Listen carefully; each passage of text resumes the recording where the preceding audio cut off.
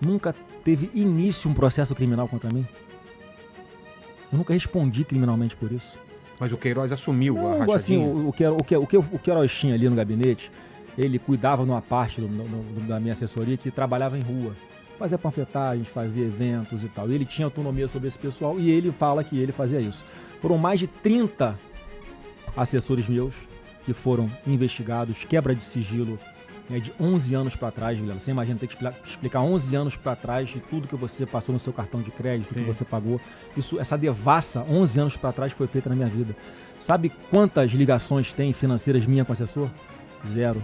Você sabe quantos assessores disseram que eu cobrei alguma coisa do salário deles de volta para empregar no meu gabinete? Zero. Então, assim, não tem absolutamente nada. Por isso que é importante esse espaço aqui. É verdade que o Queiroz assumiu a autoria da ação? Ele falou que tinham pessoas que ele tinha empregado que ele cobrava uma parte de salário. E que ele não tinha, além de, obviamente, eu não ter minha concordância, ele bota lá no papel, ele fala que eu jamais tinha conhecimento disso. E, mais uma vez, mais de 30 pessoas, Vilela. Se achasse que tivesse alguém que se eu tivesse pedido alguma coisa desse tipo, não falaria naquele momento, para poder, sei lá, fazer uma delação, alguma coisa, ninguém, porque não tinha. Vilela, eu passei 16 anos da minha vida sem ter uma acusação de nada.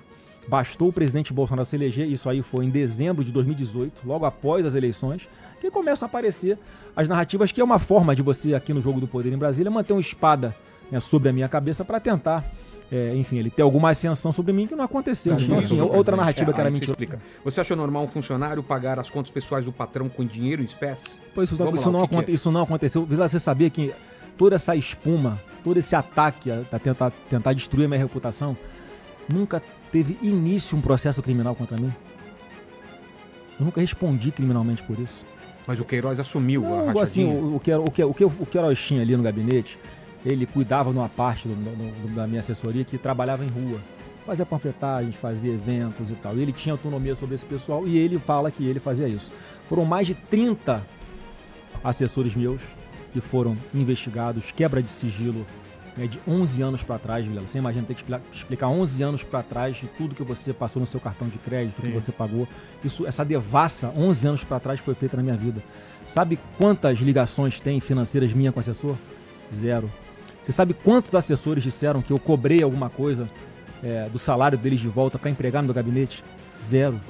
Então, assim, não tem absolutamente nada. Por isso que é importante esse espaço aqui. É verdade que o Queiroz assumiu a autoria da ação? Ele falou que tinham pessoas que ele tinha empregado que ele cobrava uma parte de salário.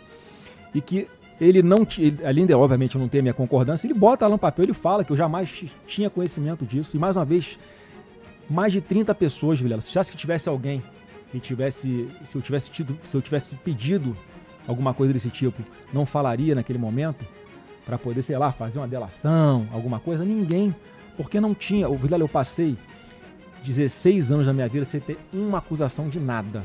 Bastou o presidente Bolsonaro se eleger, isso aí foi em dezembro de 2018, logo após as eleições, que começam a aparecer as narrativas, que é uma forma de você, aqui no Jogo do Poder em Brasília, manter uma espada, né, sobre a minha cabeça para tentar, enfim, ele ter alguma ascensão sobre mim, que não aconteceu. Então, assim, outra narrativa que era mentirosa, que eu acho que é importante emendar nessa pergunta para esclarecer, é que tem muita gente... Não, isso aí é uma franquia que eu tinha.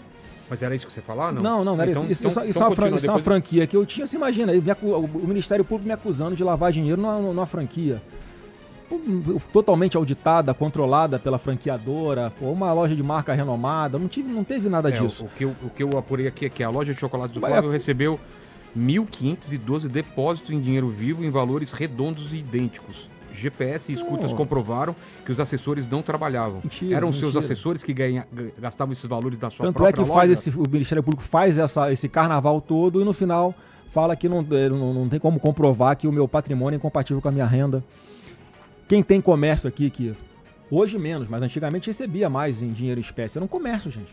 Mas um monte de comércio que recebia dinheiro. Foi esses valores iguais, né? Mas no final do dia, como é que funciona no comércio? No final do dia ou no final da semana, você junta a quantia, você vai no banco e deposita no banco, declarado no imposto de renda. Não tem absolutamente nada de equivocado com relação a isso. No debate vão te perguntar muito sobre isso. Podem perguntar, mas eu tenho, assim, expliquei rapidamente aqui. Não. É óbvio aqui que você tem o tempo que tem a galera aqui, não vai concordar, mentir, não é, tá aí, cara. Tanto é que, mais uma vez, eu nunca respondi um processo criminal por isso, apesar de todo esse carnaval em cima de mim. Então, eu sou ficha limpa, não tem problema nenhum, né, de esclarecer isso para quem quiser, né, obviamente, entender e ouvir as explicações, que tem cara que não quer saber de nada, vai continuar xingando aí na internet, sim. né? E, enfim, aí Posso não te tem o que pedir fazer. uma coisa? Você se compromete aqui, porque o Lula falou que era um absurdo o sigilo em cartão corporativo do Bolsonaro. Aí foi eleito sigilo em tudo.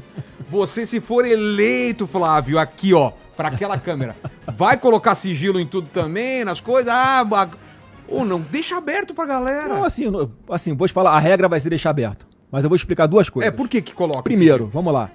O Lula já gastou 1,4 bilhão em cartão corporativo. Eu não ganho isso num ano. 1,4 bilhão, tá? O que o presidente gastava lá no cartão corporativo dele, nas viagens que ele fazia. Ó, vai ter uma viagem pra fora, tem que pagar combustível do avião. Mas por que não pode abrir essas coisas pra gente saber? Isso tem que ser aberto. Isso tem que ser aberto. Isso tem que ser aberto. O Lula deve ter colocado sigilo para não mostrar que ele pagava diária de R$90 mil no hotel de luxo para ficar com a Janja passeando, fazendo passeio internacional. O presidente Bolsonaro... Mas não me enrola, você vai cartão, abrir, vai ser transparente. Não, olha só, vou explicar. O cartão dele, pessoal... Você viu que ele não falou ainda. Vou falar. Não vou fugir de pergunta nenhuma. Tá. Ele tinha um cartão, são 3 cartões corporativos, tá? Como funciona uma para despesas do Palácio Alvorada, outra para essas viagens que eu falei, despesas fora, e o meu cartão pessoal, que ele podia todo mês gastar R$20 mil. No que quisesse. No que quisesse. Se sacar o dinheiro, jogar pro alto, jogava. Ele nunca nem fez senha para esse cartão. Ele nunca desbloqueou esse cartão dele. Não usou. Em 4 anos ele nunca usou, 0. E os outros? Nunca usava usou. Pra quê? Todo mundo usou. Aí você vê pra que o Lula usa. É pra fazer festa, né? Enfim, Não, mas o Bolsonaro usava pra quê? Ele não usava. Não, os outros. Os outros era isso. Tinha que pagar despesas de alimentação lá no Palácio do Alvorada, onde mora o presidente. Usava pra motociata, por exemplo. Não, mentira. Mentira? Mentira.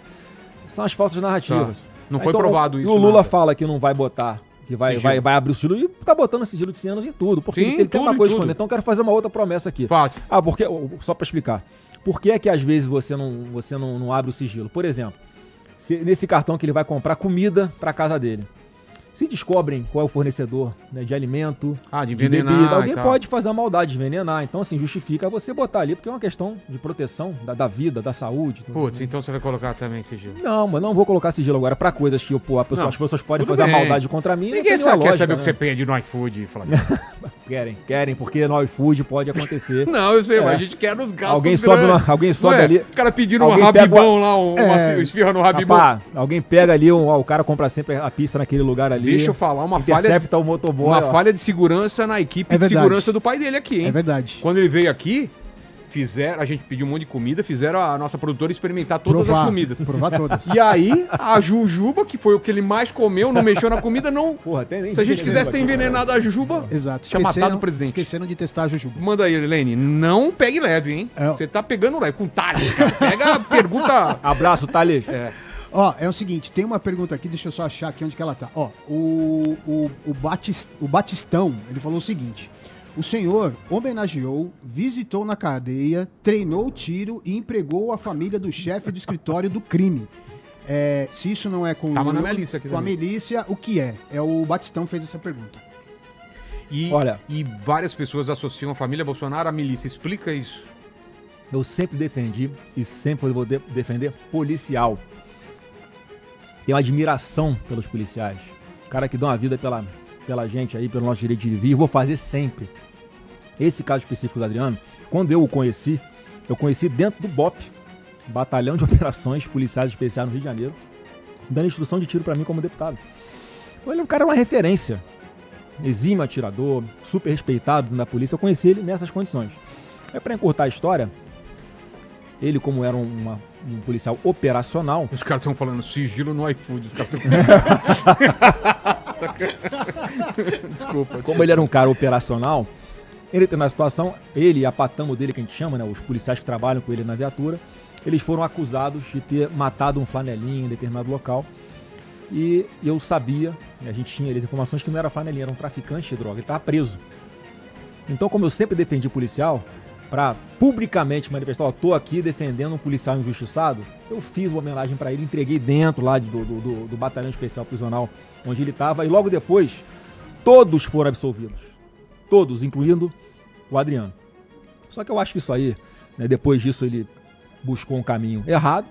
Quando ele estava preso, Eu conheci a família dele, porque tinha um movimento de esposas de policiais militares que defendiam esses familiares, defendiam os direitos deles, porque muitos deles eram de fato injustiçados. Eles tinham uma liderança nesse segmento que eu sempre defendi. Então eu vi interesse de trazer para o meu gabinete para trabalhar comigo. Foi só isso. Agora, depois, se o cara começa a fazer besteira na vida dele, vai para o caminho errado, eu não posso ter responsabilidade de um troço que isso aconteceu faz mais de 20 anos. Mas continua a narrativa de que eu tenho alguma coisa a ver com milícia. Só para deixar bem claro, desafio qualquer um aqui, Vilela. Pega aí 30 anos para trás, todas as investigações sobre milícia no Brasil.